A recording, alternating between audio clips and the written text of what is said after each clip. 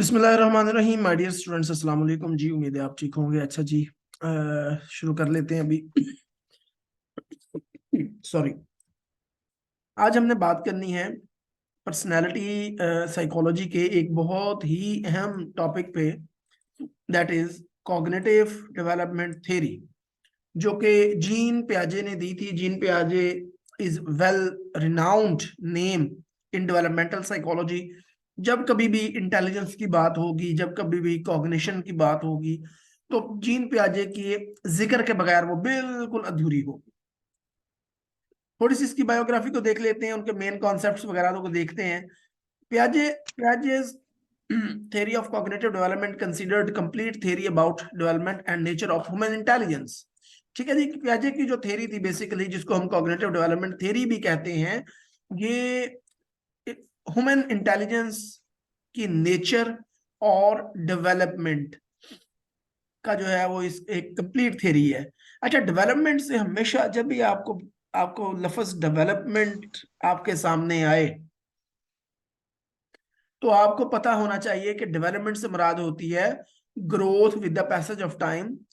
Development growth जो है, यानी कि बढ़ोतरी होना। डेवलपमेंट का असल में उर्दू मीनिंग देखें तो वो होता है बढ़ोतरी।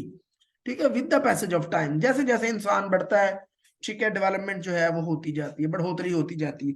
चाहे वो इंसान की फिजिकल डेवलपमेंट हो, चाहे वो इंसान की इमोशनल डेवलपमेंट हो, चाहे वो कॉग्निटिव डेवलपमेंट हो, चाहे वो एथिकल डेवलपमेंट हो, मॉरल डेवलपमेंट हो, ठीक है, कोई भी हो, तो उसमें जो है वो डेवलपमेंट जो है वो इंसान की वक्त के साथ साथ चलती रहती है। Piaget was a Swiss developmental psychologist. Nature of knowledge and how human acquire it gradually। कि नॉलेज क्या है, इल्म क्या है, और इंसान किस तरह इसको with the passage of time acquire करता है, सीखता है Aahista Aahista, is the main theme of the theory. इस थ्योरी का जो है वो बुनियादी थीम है। Piaget's theory also called developmental stage theory. इसको डेवलपमेंटल स्टेज थ्योरी भी कहा जाता है। According to Piaget's theory, biological maturation and environment play an important role in reorganization and acquiring of mental processes। पियाजे ने कहा कि बायोलॉजिकल मैचुरेशन यानी वक्त गुजरने के साथ साथ बढ़ना, फिजिकल डेवलपमेंट। बायोलॉजिकल मैचुरेशन का यहाँ पे क्या मतलब है? फिजिकल डेवलपमेंट और इन्वायरमेंट, यानी पियाजे ने सोशल और फिजिकल दोनों फिनोमिना को जो है वो सराहा। उसने कहा ये दोनों, इन्वायरमेंट भी और बायोलॉजिकल मैचुरेशन भी, यानी कि फिजिकली जो डेवलपमेंट हो रही है वो भी इंसान की मेंटल प्रोसेसेस की डेवलपमेंट में बड़ा अहम रोल प्ले करते हैं। Piaget believed that language is depends on knowledge and child acquired understanding through cognitive development। उसका ये यकीन था कि जो जुबान है वो डिपेंड करती है नॉलेज पे, और इंसान जो है वो अंडरस्टैंडिंग डेवलप करता है थ्रू कॉग्निटिव डेवलपमेंट। ठीक है, यानी कि जो कॉग्निटिव डेवलपमेंट जैसे जैसे होती जाती है, बच्चे की अंडरस्टैंडिंग जो है वो चीजों के बारे में बढ़ती जाती है। जिस तरह हम आगे चल के जब ये sensory motor stage, pre operational stage, concrete operational stage and formal operational stages को पढ़ेंगे, तो हमें आइडिया होगा कि किस तरह जो है वो बच्चे की अंडरस्टैंडिंग पहले बिल्कुल नहीं होती, फिर थोड़ी सी बढ़ जाती है, फिर चीजों को और ज्यादा अंडरस्टैंड करता है, फिर वो एब्स्ट्रैक्ट लेवल पर अंडरस्टैंड करना शुरू कर देता है। ठीक है जी, फिर वो कंक्रीट, तो इस तरह करके जो है वो आगे चलते चलते उसकी अंडरस्टैंडिंग भी बढ़ती जा रही होती है। पियाजे recommended child centred classrooms and open education for better understanding. पियाजे ने जो है वो चाइल्ड सेंटर्ड क्लासरूम पर जोर दिया। ठीक है, उसके अलावा जो है उसने कहा कि जो क्लासरूम का एनवायरनमेंट है ना, that should be the child centred. The child should be the focus of attention by the teacher. तो इसमें जो है वो फिर ओपन एजुकेशन पे उसने जोर दिया। उसके अलावा one limitation of Piaget's theory in his discrete nature of the stages. तो एक जो सबसे इंपॉर्टेंट और अहम लिमिटेशन थी पियाजे की थ्योरी, वो थी discrete nature of the stages. Discrete nature से मुराद है कि पियाजे ने ना इसको तोड़ तोड़ के, वो ब्रेक कर करके कॉग्निशन को, कि जी ये एक स्टेज हो गई। जिस तरह सेंसरी मोटर स्टेज की बात की, उसने कहा जनाब ये जो है वो 0 to 2 years तक चली गई, फिर आगे उसने कहा 2 to 7 years तक अगली स्टेज है, फिर उसने कहा 7 to 11 years तक अगली है, फिर 7 11 to onward जो है वो अगली स्टेज आ जाएगी। तो ये उन्होंने कहा ये डिस्क्रीट है ना बेसिकली, ये उसने एक अलग से बॉक्स बना दिया इस उम्र का, इस उम्र में उसने कहा ये होता है, इस उम्र में उसने कहा ये होता है। तो ये एक डिस्क्रीट हो गया। डिस्क्रीट मीन के जो not connected to each other, ठीक है, कि ये एक्टिविटीज जो है ये बाद में इनका बॉक्स आएगा, ठीक है, फिर इसके बाद आएगा, फिर इसके बाद आएगा। आपने पढ़ा हुआ है ना डिस्क्रीट वेरिएबल और कॉन्टिन्यूस वेरिएबल, मेरा ख्याल मैंने आपको पढ़ाया भी है। तो उसमें क्या है, डिस्क्रीट क्या था कि दो चीजें जिनके दरमियान में गैप हो या जो आपस में एडजेसेंट ना हो, कॉन्टिन्यूस ना हो। तो ये उन्होंने कहा कि इसका जो एक लिमिटेशन है ना, जो एक इसकी खामी है, जो क्रिटिसिज्म उन्होंने किया, वो उन्होंने किया जनाब कि ये डिस्क्रीट है। आगे लिखा हुआ है बल्कि he did not focus on continuous development, उसने कॉन्टिन्यूस डेवलपमेंट पे जो है वो फोकस नहीं किया। उसने कहा इससे इस उम्र में जो है वो ये काम करेगा बच्चा, इससे इस इतनी उम्र में ये काम करेगा, फलां से फलां उम्र में फलां काम करेगा। Piaget focuses on two processes during the study of educational field, assimilation and accommodation. उसने दो प्रोसेसेस जो है वो उसकी बड़ी इंपॉर्टेंट उसने चीज बताई। उसने कहा एक जो है ना ड्यूरिंग एजुकेशनल फील्ड, उसने स्टडी के दौरान उसने कहा दो तरह के प्रोसेसेस होते हैं। एक होता है assimilation. Assimilation means how human adapt new information, के जो इंसान है वो नई इंफॉर्मेशन को कैसे अडेप्ट करते हैं, अक्वायर करते हैं। Accommodation means how newly information adjust into pre-existing schema via altering it. तो उसने कहा कि अकोमोडेशन ये होती है कि इंसान के पास इंफॉर्मेशन है किसी चीज के बारे में, अब उसके पास एक नई इंफॉर्मेशन अगर आई है तो पहले से मौजूद इंफॉर्मेशन के साथ वो किस तरह पहले से मौजूद इंफॉर्मेशन को वो थोड़ा सा चेंज करके खुद उसके साथ फिट होगी। यानी वो पहले नई चीज नहीं इंसान के अंदर। तो समटाइम होता है ना कि एक गिलास खाली है और एक गिलास में थोड़ा सा पानी है, तो एक गिलास खाली जो है वो उसमें पानी डालेंगे तो इसका मतलब है ये बिल्कुल जो है वो न्यू इन्फॉर्मेशन है ना, उस गिलास में पहले पानी मौजूद ही नहीं था, ये आपने एक नई चीज डाली है उसमें। एक होता है पहले पानी है तो जब अगला पानी डालेंगे ना तो वो उसके साथ एडजस्ट कर जाएगा, फिट हो जाएगा प्री एग्जिस्टिंग वाटर के साथ। इसी तरह उसकी शेप बदलेगा या उसके अंदर एडजस्ट हो जाएगा। इसी तरह सिमुलेशन मींस के इंसान जब कोई नई चीज सीखता है, simulation means how human adapt new information. But when we talk about the accommodation, so accommodation means how new information adjust into pre-existing schema. Schema means के जो आपके दिमाग के अंदर किसी भी इंफॉर्मेशन का एक पूरा मैप बन जाता है, वहां पे जाके जो प्रिंट हो जाती है एक चीज, उसके अंदर नई चीज उसको चेंज करते हुए, उसको थोड़ा सा हिला जुला के थोड़ा सा खड़का करके उसके अंदर नई चीज आपने जो है वो कैसे एडजस्ट करनी है, that is called accommodation. Assimilation and accommodation can not exist without each other. वो कहता है जो असिमिलेशन और अकोमोडेशन जो है ना वो एक दूसरे के बगैर बिल्कुल नामुकम्मल है। Piaget's cognitive development theory consists of series of stages.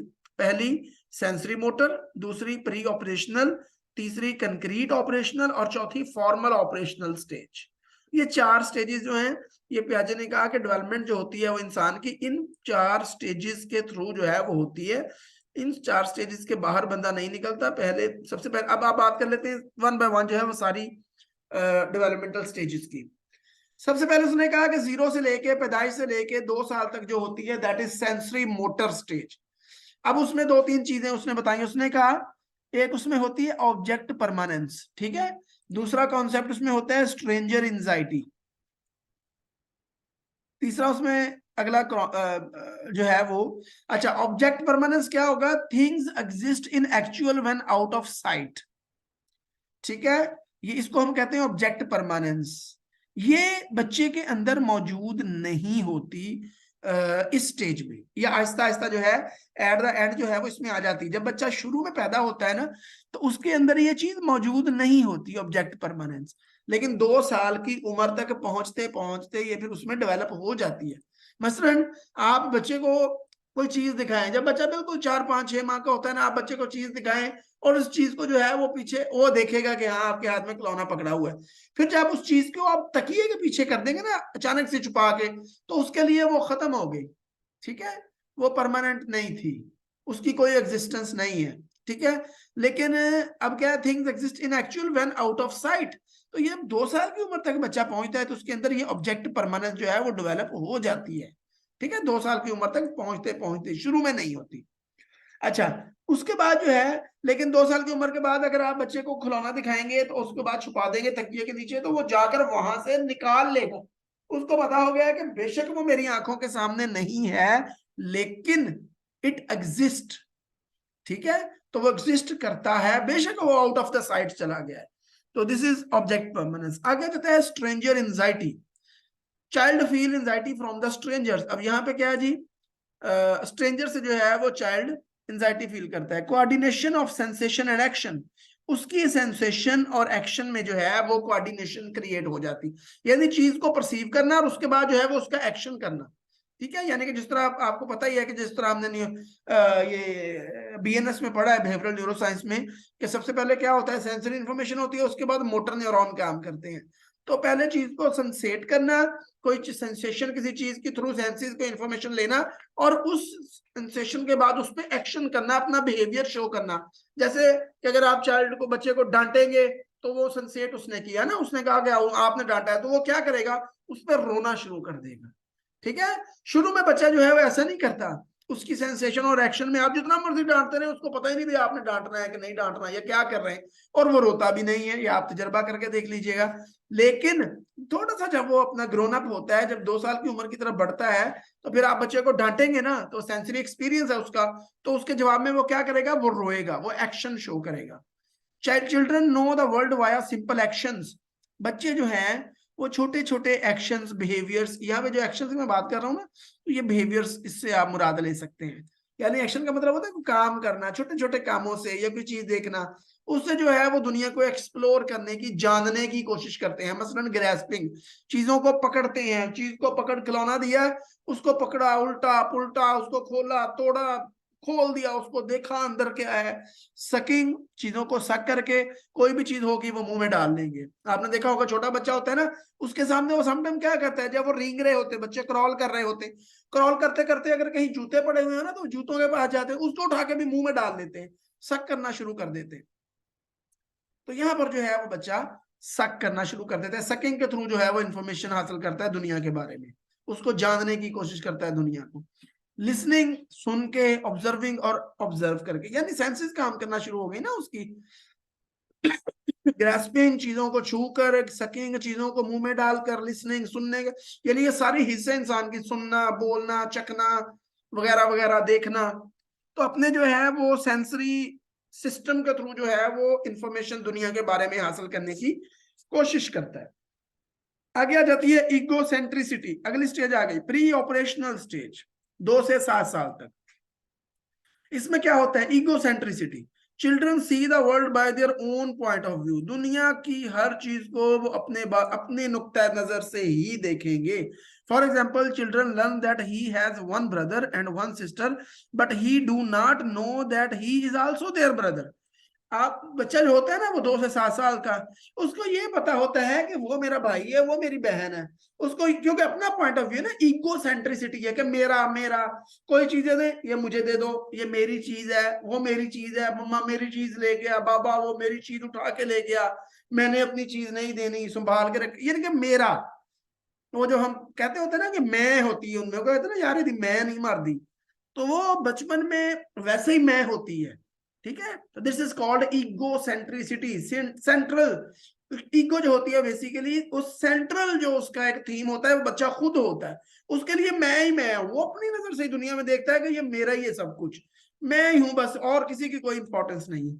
तो इसलिए उन्होंने एग्जांपल दी कि उसको पता है कि ये मेरा भाई है, ये मेरी बहन है, उसको ये नहीं आइडिया होता कि मैं भी इनका भाई हूं, बस वो है कि ये मेरा भाई है। आगे आ जाता है जी, children learn to classify the things on the basis of simple features.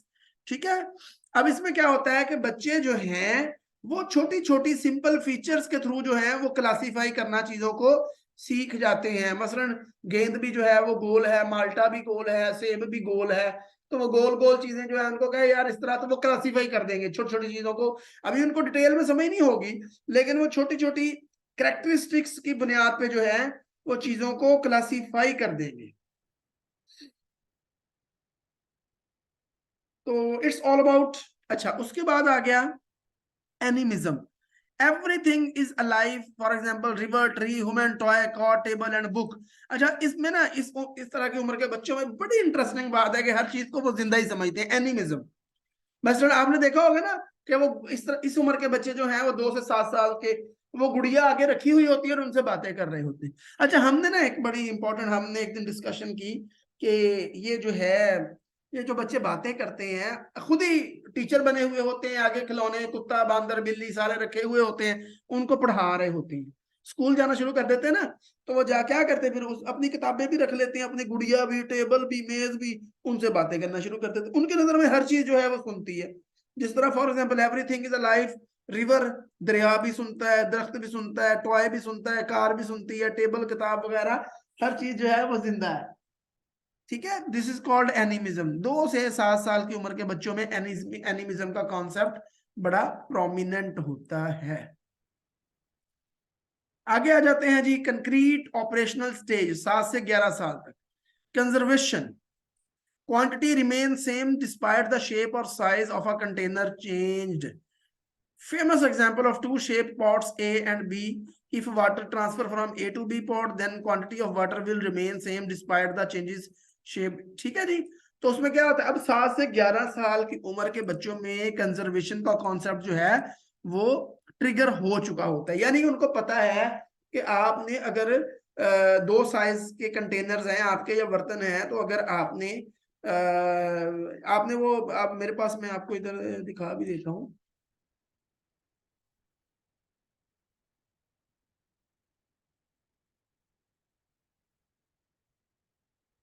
वो जो पॉट दो बने हुए होते हैं उसमें हम पानी डालते हैं, तो वो एक जो लंबा सा होता है, दूसरा वो चौड़ा सा होता है, तो एक लंबे वाले में पानी ऊपर तक चला जाता है, चौड़ा वाला जो होता है उसमें नीचे तक ही रहता है। तो, तो बच्चे को यहाँ पे स्टेज में पता चल जाता है कि जनाब ये जो है दोनों में पानी एक जैसा ही है। हालांकि उनको वो जो ऊपर होता है उनको पता है कि बर्तन की चूंकि शेप डिफरेंट है, तो पानी भी एक जैसा ही है।